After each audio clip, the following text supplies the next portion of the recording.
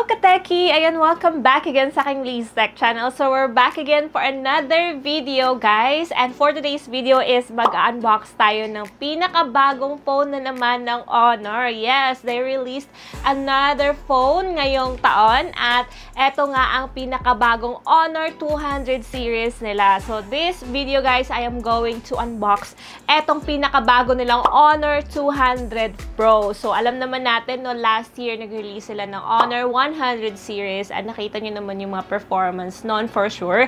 So ngayon guys, isilipin natin kung ano yung upgrades na ginawa nila for this device. And since back to school na, for sure, ang iba dyan ay nag-iisip na, no, kung mag-upgrade ba sila ng phone or ano ba yung phone na bibilhin nila na pasok sa inyong budget. And if wala pa kayong budget pambili ng inyong mga favorite gadgets or for the upgrades sa inyong mga gadgets, oh well, Home Credit got you. Yes guys, because si Home Credit may back to school promo po sila. And even pa nga yung mga customers nila na may existing Home Credit cash loans or gadget loans ay pwedeng umavail dito sa back to school promo nila. So yes guys, you can enjoy 0% interest on the select devices. Of course, from July 1 lang yan nag-start to September 15 only. So kunwari kung gusto nyo bumili ng bagong smartphone, yes, you can have it for as low as 301 pesos per month through Home Credit lang yan. And of course, sa mga gusto rin bumili ng entry-level laptop para sa school, ayan, you can have it for as low as 1,499 pesos through Home Credit lang din. At sa mga gusto rin ma-upgrade ng tablet, yes, Home Credit got you. You can have it for as low as 441 pesos per month through Home Credit, guys. Ma-enjoy nyo na yung mga gusto nyong gadgets kahit wala pa kayong budget for now. You can buy now and pay later with Home Credit. Sa mga gusto naman na mag-shopping ng less hassle, may shoppingmall.ph din po sila na pwede nyong bisitahin. At kung gusto nyo naman ng physical store, of course, you can find the nearest store in your area and you can enjoy it pa rin. So, ayan guys, umavail na kayo bago pa matapos ang promo na yan. And good news na yan para sa inyo, lalo na ngayong back to school na.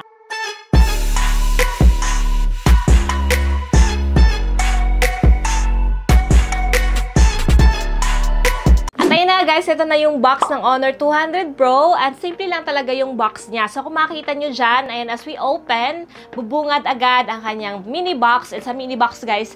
Good thing is meron siyang free clear case. At ayan, same pa rin naman, no, 100 watt. In fairness, yung kanyang charger at may USB Type-C cable din siya. So, andito na nga at silipin na natin ang pinakabagong phone na ito. At ayan na nga, Kateki, nandito na sa ating kamay ang pinakabagong Honor 200 Pro. At kung makikita nyo dyan, no, oval shape pa rin yung kanyang camera module. At ayan, ang ganda ng color niya, in fairness. Ocean cyan po yung color nito, Kateki. Pero may other color sila, ha, kung hindi nyo bet ito ganitong color. May moonlight white sila and black. Pero guys, sa actual, sobrang ganda ng ocean cyan. At kung makikita nyo ang kanyang back finish, ang kanyang design, I like it na may dual texture profile siya. Makikita nyo talagang meron siyang accent na parang ocean yung dating niya. Ayan, seashore, parang ganon. Yun yung feels dito sa kabilang part. At sa kabila naman is parang silky, smooth lang yung kanyang finish din. And curve din po yung kanyang back finish. Ayan, pa-curve po siya, Kateki. May tatlong camera siya, guys. At makikita nyo dyan, may OIS 1/1.3, 50 times zoom na rin pala ito. So, I think it is one of the upgrade sa camera nila ngayon. May 50 times digital zoom na siya. And kung mapapansin nyo rin guys, mas seamless at mas elegant itong bagong Honor 200 Pro nila. Kung makikita nyo nandito sa right side yung volume rockers and power button. Sa lower part naman guys, makikita nyo may speaker grills at may USB port siya. Then, eto na, yung kanyang SIM card trace nandito din. So, ayan, dual SIM card po siya, guys. So, wala po siyang slot for the SD card. So, upgrades for external storage, pero okay lang yan. Wala po siyang earphone jack. Sa upper part naman, again, another speaker, guys. So, good thing is dual stereo speaker na para ito. So, mas loud. So, mas maganda. So, ayan, as we turn on, Kateki, makikita nyo na agad dyan ang kanyang display. Opak! Kitang-kita nyo naman dyan kung gaano kalawak ang kanyang screen. Maganda guys kasi may siya, dual camera na pala to. So another upgrade to for sure. Meron siyang 6.78 inch na AMOLED screen panel display. Kaya pala ang ganda ng display niya. Lutang talaga siya, guys. And napapansin ko, no, vivid ang kanyang display. Gustuhan ko rin yung mga icons kasi sobrang HD na niya. And napapansin ko, guys, very responsive ng kanyang screen. Fast yung kanyang refresh rate. Makita niyo naman dyan. While we scroll sa ating social media, mabilis siyang mag-load. 120Hz refresh rate na rin pala to. Kaya pala napaka-smooth.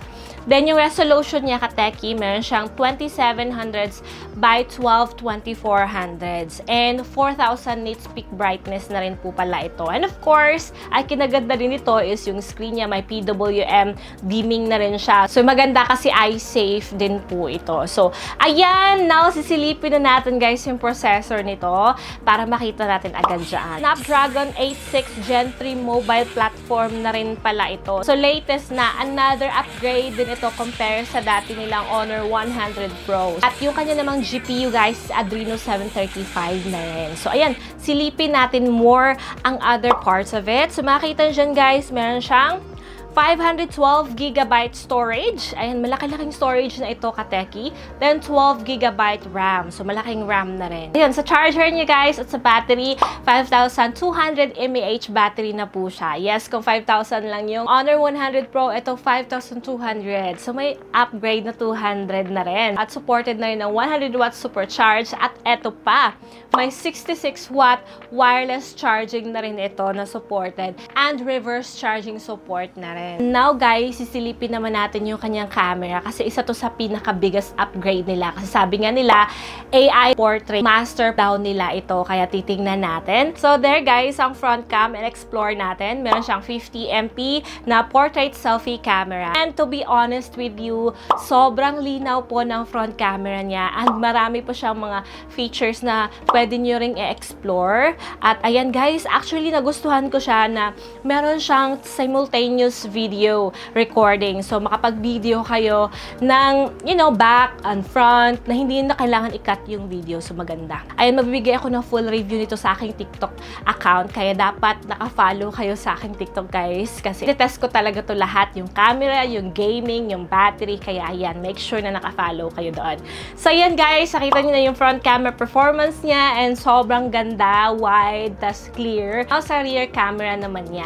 Ayan, guys, yung rear cam naman ito is meron nga siyang 50MP portrait main camera na may OIS and EIS na rin, which is the same lang din naman doon sa 100 Pro nila na series. Though, ang maganda nga lang dito is yung supporting camera niya is 50MP telephoto camera niya. Plus, may OIS and EIS na rin siya. And, apart from that, Sony IMX 856 na rin yung kanyang sensor. So, mas pinabongga. And sa third cam niya, guys, 12MP na rin ito for the ultra-wide and macro camera. So, actually, meron siyang 112-degree FOV, kaya ganito ka-wide yung kuha niya. So, there, makikita nyo naman yung mga sample shots. So, yun, guys, makikita nyo dyan na sobrang ganda rin ng rear camera niya. And, of course, maganda nga rin kasi meron siyang professional hardcore portrait mode. Iilan pa lang yan sa mga features ng bagong phone na ito na i-explore natin more sa review. Kaya make sure na naka-follow kayo sa aking TikTok account. Ibibigay ko yan sa description box. So, ayan, nakita nyo na pangbihira naman din yung mga upgrades nila. Kaya exciting talaga. And of course, the price pa nito, diba? For sure,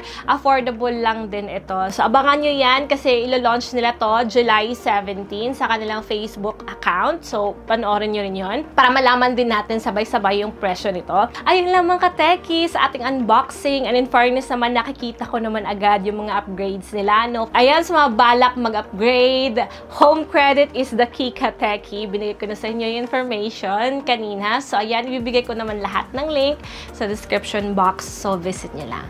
Thank you so much, guys, for watching this video. I hope you guys like this video. Share this video to your friends.